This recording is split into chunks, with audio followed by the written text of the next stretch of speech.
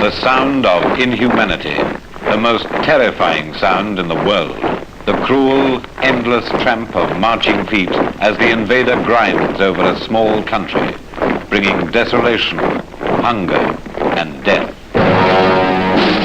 This is the sound that echoes through the Far East. It reached Tibet, and only 50,000 Tibetans have managed to escape into freedom. We present the story of their hopes and beliefs and their longing to return home.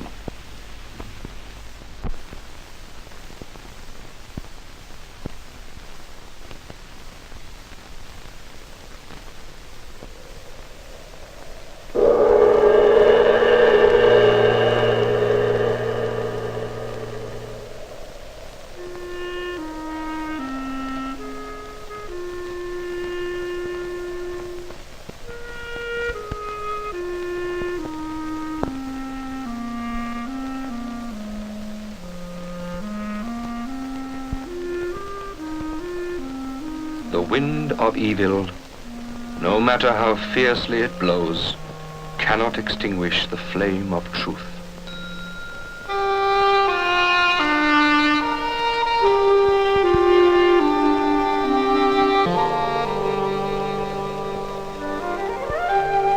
There was peace on the roof of the world, a quietness that lasted for 1,200 years.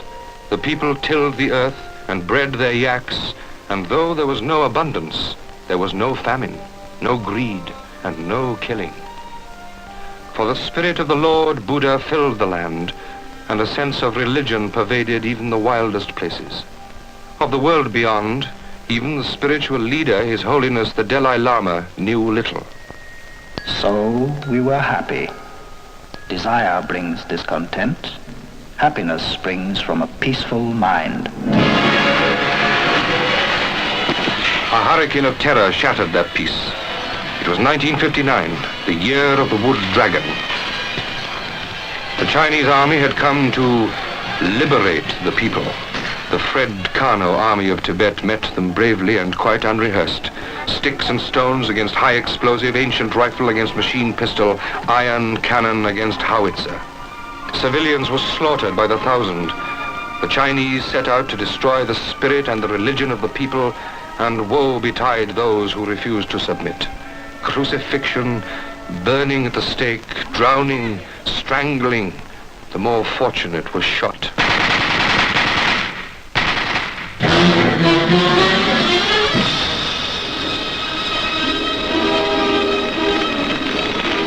The Chinese were intent on destroying the religion. Holy buildings were wrecked, sacred books and prayer flags wantonly destroyed, and the Buddhist priests, the lamas, tortured and killed. Children were torn from their parents and sent to China to be drilled in the communist dogma. To preserve their religion and their old way of life, the people urged the Dalai Lama to flee to India. He knew that resistance would cause further bloodshed. The exodus began. In little groups, or sometimes quite alone, 50,000 people followed him on the long trek over the forbidding mountains.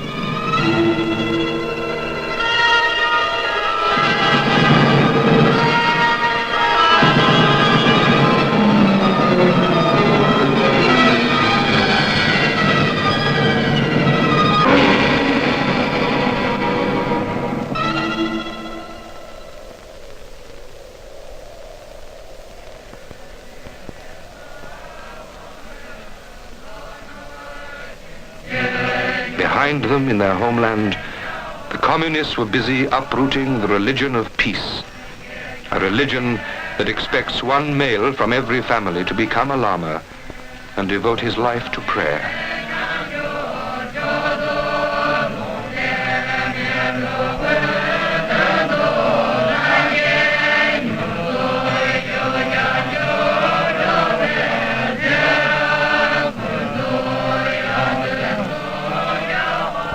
To keep their religion alive in their new land, the refugees, led by the lamas, built a temple in Happy Valley, the women giving what gold and jewels they had left to make it a place of beauty.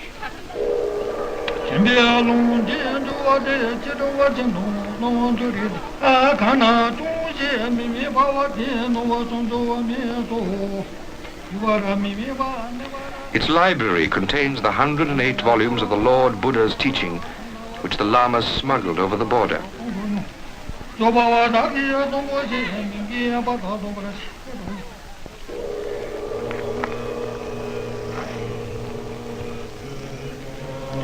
This is the center of Tibet in exile, the holy place which binds the people together and holds them to their peaceful way of life.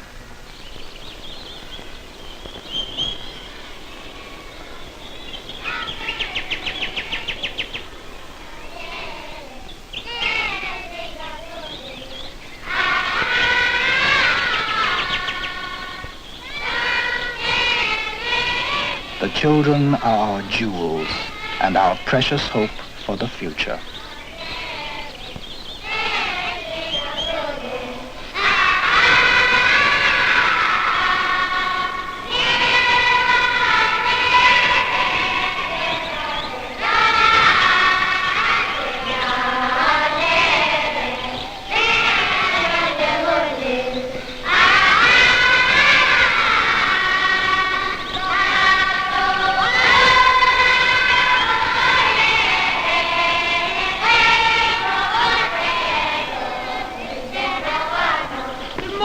Good morning.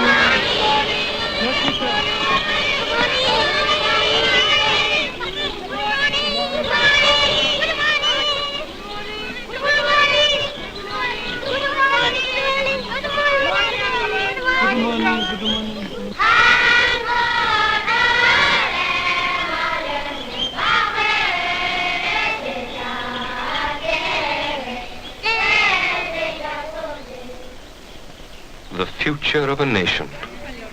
Such a burden for childish shoulders to bear. Yet even the smallest of these children are quick and eager to learn.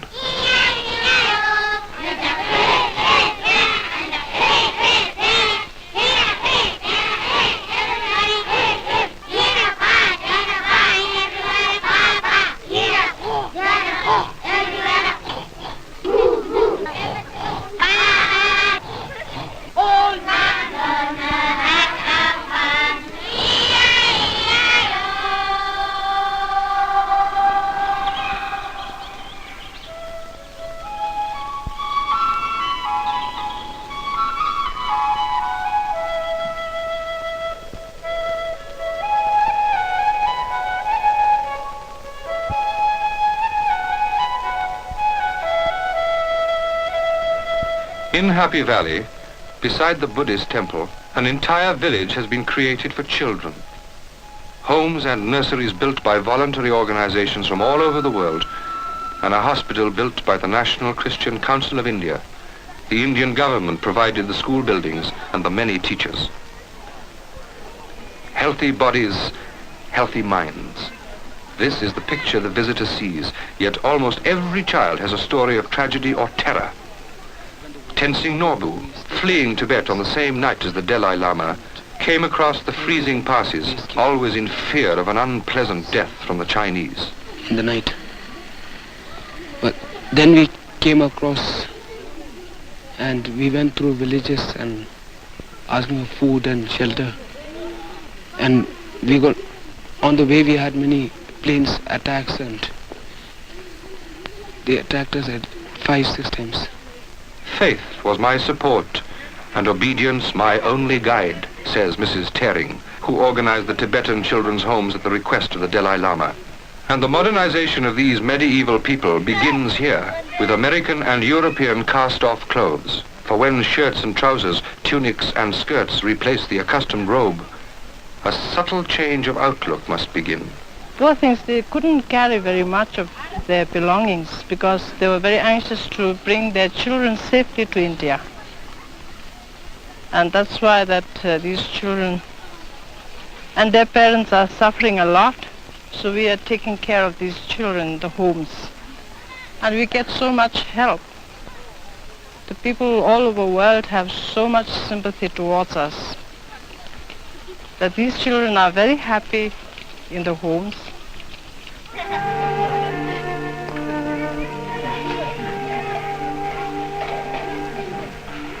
Here, in safety and love, the children live while their parents work in other parts of India. Here, each day, every child says grace at meals, worships for an hour, studies his religion of non-violence, and learns more about the modern world. The National Christian Council of India, supported by Christian Aid and the World Council of Churches, has helped in many ways. Money, food, milk, medicines, even to providing fresh fruit and proteins, because monkeys stripped the fruit trees and leopards ate the chickens. In the children lies the only hope for the future, for the old will die and the middle-aged are set in their ways. But the children will fuse the old ways with the new, so they need extra care and attention. Sister Ariel of the Save the Children Fund cares for the sick in this hospital built by Indian Christians. They're the nicest children in the world. They're very good-tempered, very polite, very nice altogether. They never fight. I don't know why, but they're charming children. It takes them about a year to travel from Tibet to India as a rule, and during that time they're very short of food usually. Practically anything that is sent to us can be used, even if we don't use it ourselves. We did get a consignment of ice bags that we didn't really need, but we do let the small children play with them so they're not altogether wasted. There's quite a lot of TB up here. It's in the plains that they're pretty bad. They can't stand the hot climate. This is a deaf child. We know that she can't hear and that there's something the matter with her walk. I think she must have had some cerebral illness. We've written to see if we can find out anything, but I don't really expect to. Hot cross buns, hot cross buns. If you have no daughter, give them to your son. One a penny, two a penny, hot cross buns. Pali kuku kawo, pali kuku kawo. Row, row, row your boat gently down the stream. Merrily, merrily, merrily, merrily, like you start a dream. Bang, bang, tune it down, chin call it down. Give us any, give us any, give us any, give us any, meeting laundry. The scent of strange flowers, the sound of strange birds. San Cho will never see Happy Valley, but she can feel the warmth of home.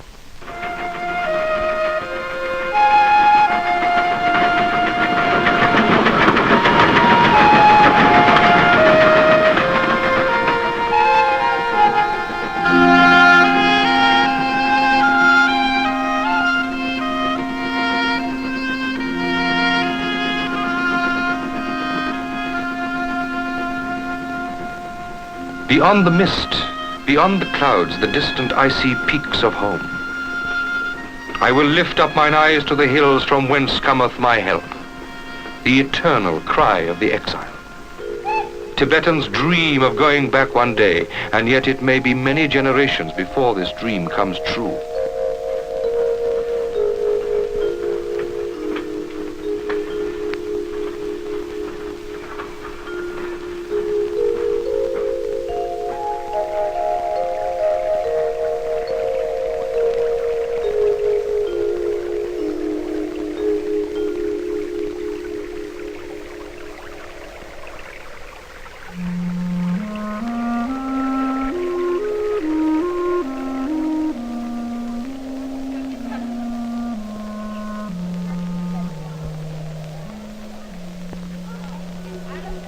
Soon after they arrived in Darjeeling, 4 Tibetans began making carpets in an old cowshed.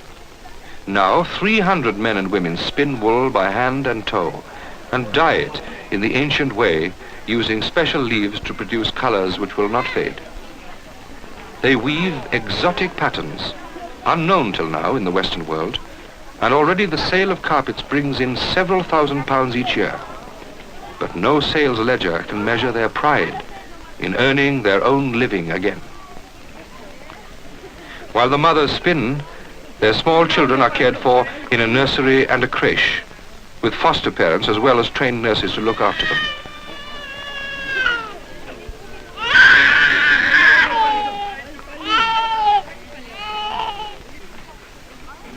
Before the center was opened, nearly 200 Tibetan children were wandering the streets of Darjeeling, finding food where they could, begging to stay alive.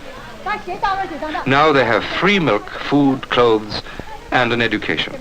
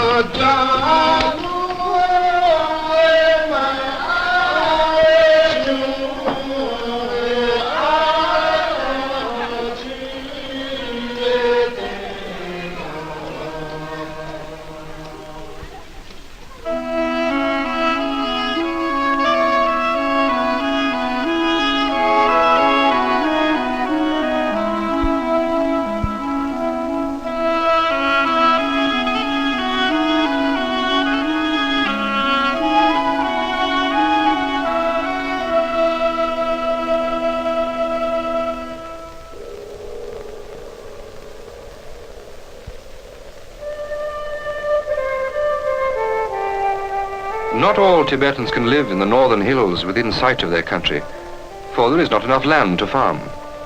Here in southern India, the government cleared 4,000 acres to establish a farming community, giving each man 2 oxen and a simple course in agriculture. To many, farming was difficult, for they'd been herdsmen. Yet they persevered, they learned, they settled and farmed, working hard to become independent of help from outside.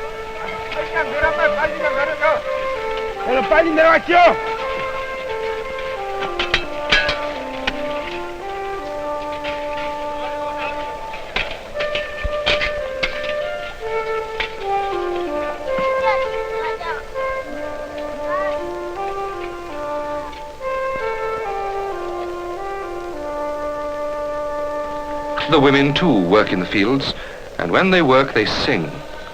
There is always the sound of music, for the Tibetans are a singing race. The bold songs of the nomad Kambas, the pipes of the herdsmen, play music that was born in the wild mountains long, long ago. But often now the words are new and describe the tragedy of their homeland.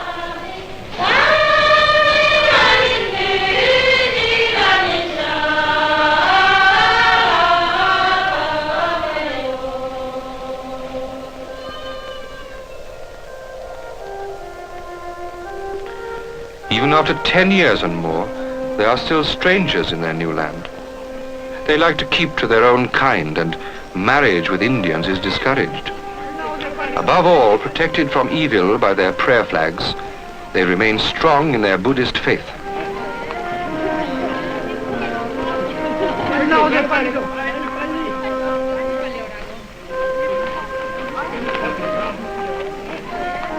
The Chinese found it impossible to destroy this faith. Even in the teenagers they captured and took back to China. At last they gave up trying to convert them and took to snatching the infants from their mother's arms. It doesn't take so long to indoctrinate a baby.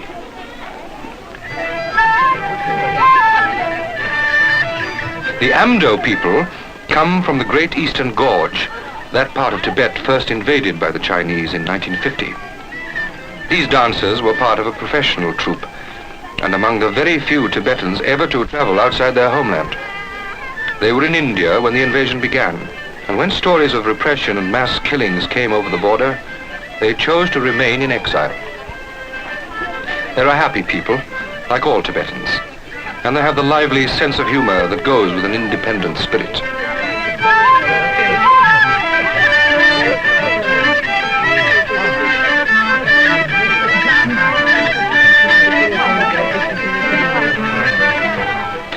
They say there is no clapping tax in India, as there is in Chinese-occupied Tibet.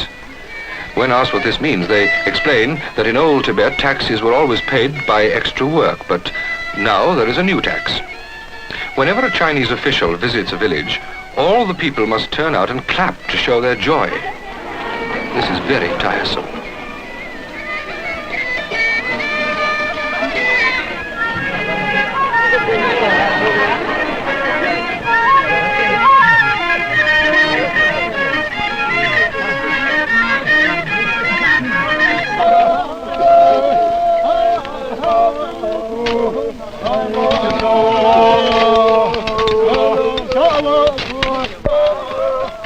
About 25,000 Tibetans live in roadside camps, working on new strategic highways. The Indian government pays them, and the National Christian Council gives much of the extra food and vitamins they need.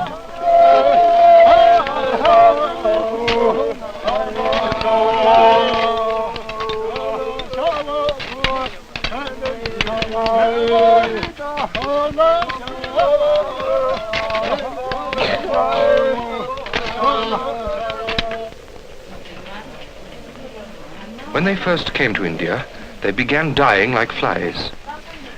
The heavy enveloping heat, the dust, the humidity, these were conditions they'd never met in their cold, clean mountains. They had no immunity from tropical diseases, malaria, cholera, typhus, dysentery, tuberculosis, and leprosy. To help slow the spread of disease, the Indian government and the Christian Council, working closely together, set up mobile clinics on the borders, staffed by Indian and European doctors, many of them Christian missionaries. But these doctors were fighting ignorance and fear as much as disease. A Tibetan still believes that illness is caused by sin, and a sick man will visit his Lama to seek forgiveness and then to be cured by prayer.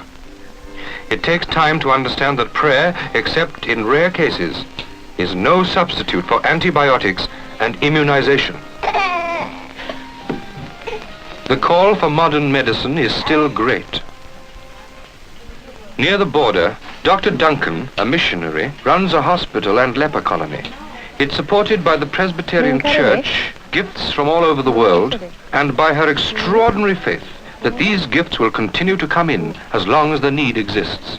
Tibetans are particularly susceptible to TB because a great many of them in Tibet did not in fact meet the germ until they came to India. So therefore they had no immunity at all to protect them. Secondly, they came down, many of them taking a long time on the journey. They had no food, and when they got to India they had a new kind of food to eat which they didn't like, and so they were malnourished. And of course they had to live in very overcrowded conditions, so that if one person had it, very quickly they all had it. This man is a case of TB of the chest, and is beginning to object because we give him so many injections. Little Sonam looks rather pathetic now, but she was, in fact, just a riddle of bones when she first came to us. She has not been fed or loved adequately. She has rather a sad story. While she was in Tibet and the Chinese trouble started, she actually saw her husband killed, and this affected her mentally, so that when we first knew her, she was a very sad sight, behaving rather like Ophelia, wandering around singing with flowers in her hair. This man is a very old friend. He's been with us now for more than 5 years. When he came to us, he was in already a very bad condition with TB, not only of the lungs but also of the spine, and it's unlikely that he will be with us very much longer. But our main aim is to treat adequately and also to diagnose early, so that when the disease is in the early stages, we can hit it really hard and cure it.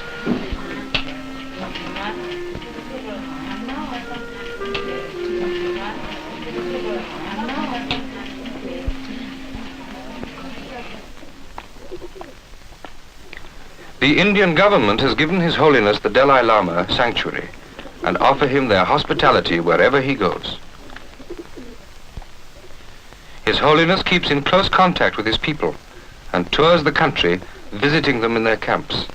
This is a very great pleasure, sir. On one of these tours, while passing through New Delhi, he met the Reverend Dr. Harry Haynes, the representative of the World Council of Churches. To his people, the Dalai Lama is divine, the 14th reincarnation of the first Dalai Lama, born centuries ago. Your Holiness, 20 years ago, I visited Gombun when I had just come to China. I understand this is very near to your home. Yes. And now you are a long way from your home, here with your people. How do you feel about this new situation that you have come into, sir?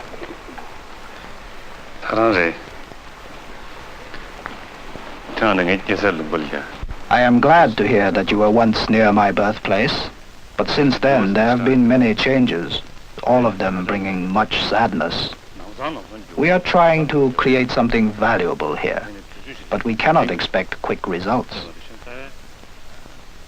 But I am certain that in the end we will succeed and return to our country, because we have truth on our side, and truth always prevails.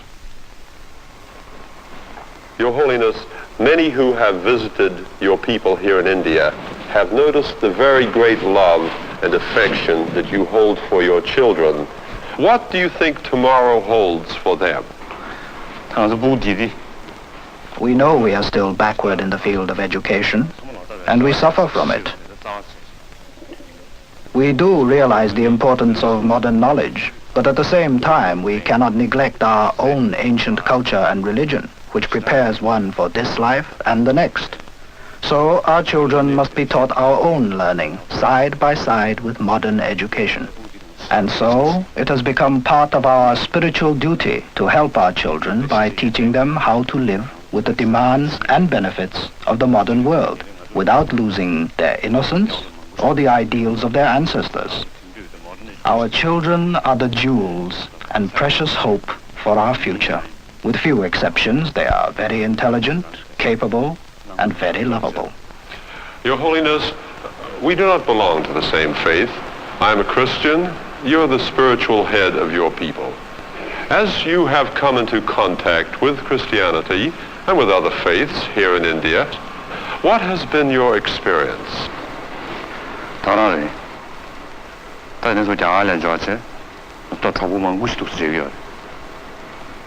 Although in some ways our faiths and beliefs may be different, our goal is the same.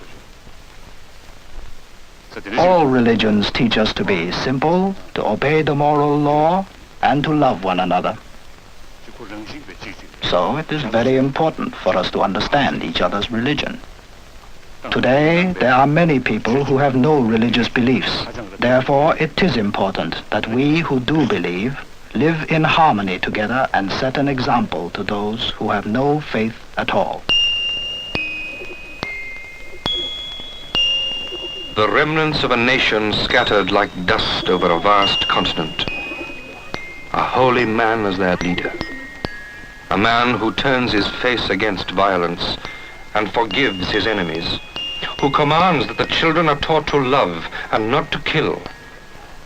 What hope have they in a world dominated by brute force and the hydrogen bomb? Yet how precious is their philosophy of peace. How poignant to hear once again the echo of those words spoken nearly 2,000 years ago in Galilee. Love one another.